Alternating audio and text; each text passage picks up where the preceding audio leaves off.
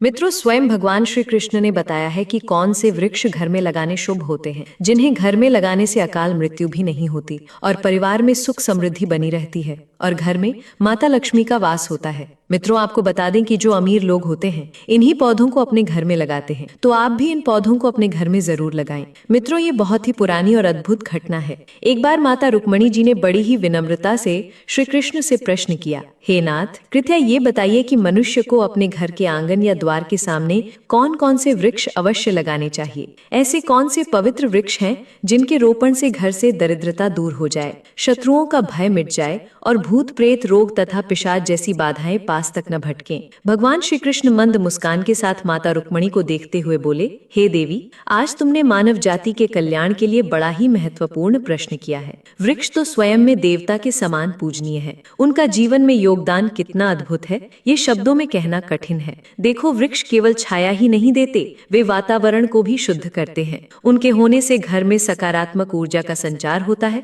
मनुष्य का मन प्रसन्न रहता है और घर आंगन में सुख समृद्धि का वास होता है। सच तो ये है कि जब किसी भवन के पास उचित वृक्ष लगे हों तो वो स्थान देवताओं के निवास के समान पवित्र हो जाता है। भगवान आगे कहने लगे, हे रुक्मणी, घर के सामने सही वृक्ष लगाने से न केवल घर की शोभा बढ़ती है, बल्कि वो स्थान वास्तु दोषों से भी मुक्त हो जाता है। ऐसे वृक्ष घर की रक्षा देवताओं की तरह करते हैं और नकारात्मक शक्तियों को दूर भगा देते हैं। लेकिन यदि अज्ञानवश कोई मनुष्य ऐसे पौधे घर के समीप लगा दे जो अशुभ माने जाते हैं, तो वे घर में क्लेश, रोग और दरिद्रता तक ला सकते हैं। इसलिए ये जानना बहुत आवश्यक है कि कौन से वृक्ष शुभ हैं और कौन से नहीं। इतना कहकर भगवान श्री कृष्ण ने माता रुक्मणी को एक प्राचीन कथा सुनाने का संकल्प किया और बोले, हे देवी, तुम ध्यान से सुनो। ये कथा केवल वृक्षों के महत्व को ही नहीं बताती, बल्कि ये भी सिखाती है कि कौन से पौधे मनुष्य के जीवन में सुख समृद्धि लाते हैं और कौन से उसके दुर्भाग्य का कारण बनते हैं। जो भी मनुष्य इस कथा को श्रवण या स्मरण करता है,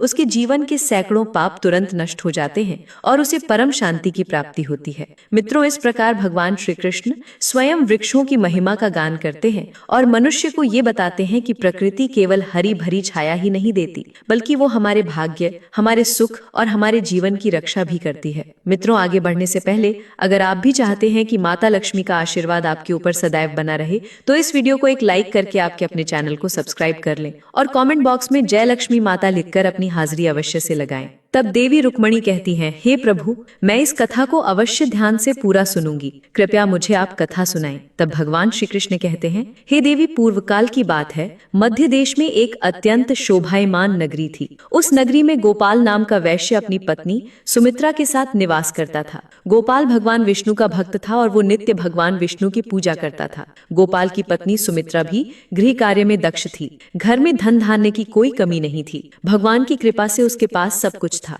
इस प्रकार से अनेक दिन बीतने के पश्चात गोपाल की जो पत्नी थी, जिसका नाम सुमित्रा था, उसने अपने आंगन में कुछ वृक्षों का रोपण किया और नित्य उन वृक्षों को जल चढ़ाकर उनकी सेवा करने लगी। सुमित्रा को वृक्षारोपण का ज्ञान नहीं था। उसे जो वृक्ष प्रिय लगे उन्हीं वृक्षों का रोपण उसने किया। जो वृक्ष अशुभ होते हैं उन्हीं वृक्षों का रोपण उसने अपने घर के आंगन में कर दिया, जिस कारण से उस वैश्य गोपाल को व्यापार में काफी सारा घाटा होने लगा। उसके घर में रोज कलह होने लगा, पति पत्नी में बार बार वाद विवाद होने लगे। उन दोनों के जीवन में अनेक कठिनाइयां आने लगी और धीरे धीरे गोपाल का सारा व्यापार डूब गया और उसका सारा धन भी नष्ट हो गया। अब गोपाल के पास अनाज खरीदने के लिए पैसे नहीं थे। वे भूखे ही रहने लगे, जिससे क्रोधित होकर उसकी पत्नी भी गुस्सा करने लगी। वो अपने पति को कोई काम करने के लिए कहती। फिर गोपाल काम मांगने के लिए गांव में घूमने लगा, लेकिन उसे कहीं पर भी काम नहीं मिलता था। उसने आकर अपनी पत्नी से कहा, हे भद्रे, मुझे तो कोई भी काम नहीं दे रहा है, अब मैं कहाँ पर काम खोजने जाऊं?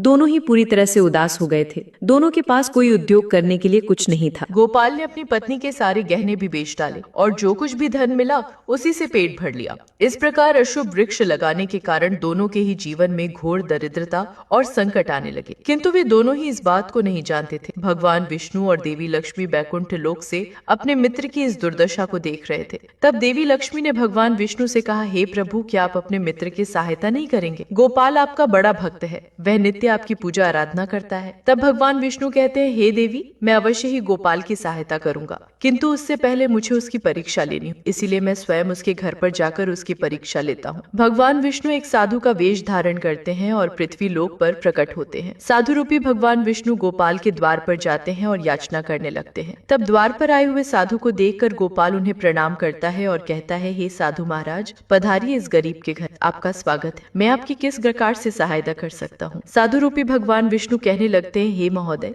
मैं तीर्थ यात्रा पर निकला हूँ, विश्राम करने के लिए कोई जगह खोज रहा हूँ। यदि आपको कोई कष्ट न हो तो मुझे अपने घर में स्थान दे दो। मैं अनेक दिनों से भूखा हूँ, कुछ भोजन भी प्राप्त हो जाए तो बड़ी कृपा हो। साधु महाराज के ऐसे वचन सुनकर गोपाल कहने लगा, हे साधु महात्मन, आप अवश्य ही कोई पुण्यात्मा दिखाई पड़ते हैं। आपके मुखमंडल पर बहुत तेज है। आपकी सेवा करने का मुझे सौभाग्य मिल रहा है। आपकी सेवा करके मुझे बड़ा आनंद मिलेगा। कृपया आप घर के भीतर चलिए। फिर वो साधु महाराज और गोपाल के घर के भीतर जाते हैं और विश्राम करने लगते हैं। गोपाल उन साधु महाराज की बड़ी सेवा करता है, किंतु उसके पास अन्न का एक दाना नहीं होता है। तो वह अपनी पत्नी से कहता है, हे प्रिया, घर पर जो साधु महात्मा आए हैं वे बड़े ही पुण्यवान दिखाई पड़ रहे हैं। हमें उनके भोजन के लिए कुछ उपाय करना चाहिए। मैं गाँव में जाकर किसी से थोड़ा सा धन मांग कर लाता हूँ। इतना कहकर वह गोपाल गाँव में एक सेठ के घर पर जाता है और उस सेठ से थोड़ा सा धन देने की विनती करता है, किंतु वो सेठ उस गोपाल वैश्य को धन देने से इनकार करता है और कहता है, तुम्हारे पास तो फूटी पौड़ी नहीं है, तुम मेरा धन कैसे वापस करोगे? तब गोपाल कहता है, हे सेठ, कृपा करके आप मुझे थोड़ा सा धन दे दीजिए,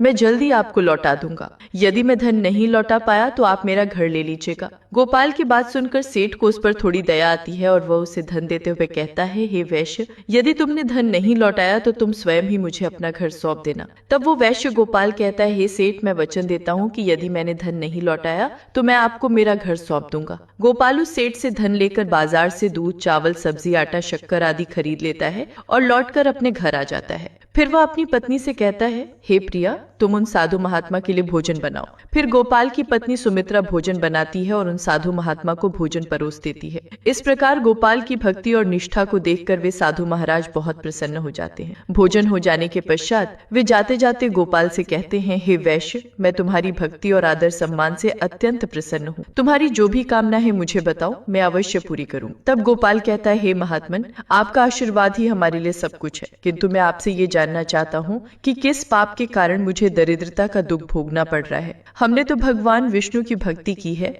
फिर हमारे जीवन में दरिद्रता क्यों आई है? इसका क्या कारण है और इस दरिद्रता को दूर करने के लिए मुझे क्या क्या उपाय करना चाहिए? तब वह साधु महात्मा कहते हैं, वैश्य, मैं जब तुम्हारे द्वार पर आ गया था तभी मुझे ये तय हो गया था कि तुम्हारे जीवन में घोर दरिद्रता और संकट आए हुए हैं, क्योंकि तुम्हारे भवन के सामने जो वृक्ष है वही तुम्हारी दरिद्रता का कारण है। इसीलिए तुम इन वृक्षों को हटाकर उनके स्थान पर शुभ पौधों का रोपण करो। तुम्हारी पत्नी ने तुम्हारे भवन के सामने जिन वृक्षों का रोपण किया है वे अशुभ वृक्ष हैं, उन्हीं के कारण तुम्हारी ऐसी दुर्दशा हुई। तब गोपाल कहता है, हे महात्मन, कृपा करके मुझे बताइए कि घर के सामने कौन से वृक्ष लगाने चाहिए जिससे घर में सुख समृद्धि हो और कौन से वृक्ष नहीं लगाने चाहिए। कृपा करके आप मुझे विस्तार से समझाइए, मैं आपका बड़ा आभारी रहूंगा। फिर वो साधु महात्मा कहते हैं, हे वैश्य, ठीक है, अब मैं तुम्हें उन शुभ वृक्षों के विषय में बताता हूँ जिन्हें घर के पास लगाने से शुभ फलों की प्राप्ति होती है,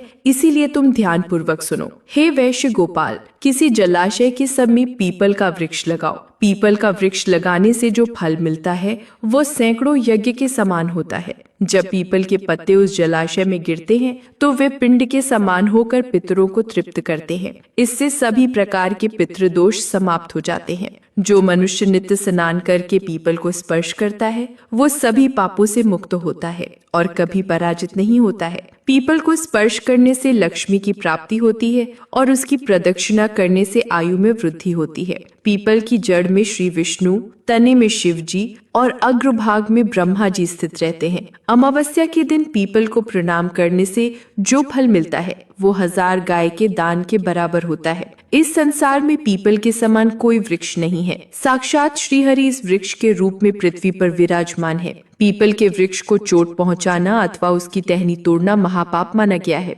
ऐसा मनुष्य नरक में रहता है और जो पीपल को जड़ से काटता है उसका कभी नरक से उद्धार नहीं होता है। हे वैश्य, शिष्य, अब मैं तुम्हें दूसरे वृक्ष के बारे में बताता हूँ। आंवले का फल समस्त लोकों में प्रसिद्ध और परम पवित्र है। आंवले को लगाने से स्त्री और पुरुष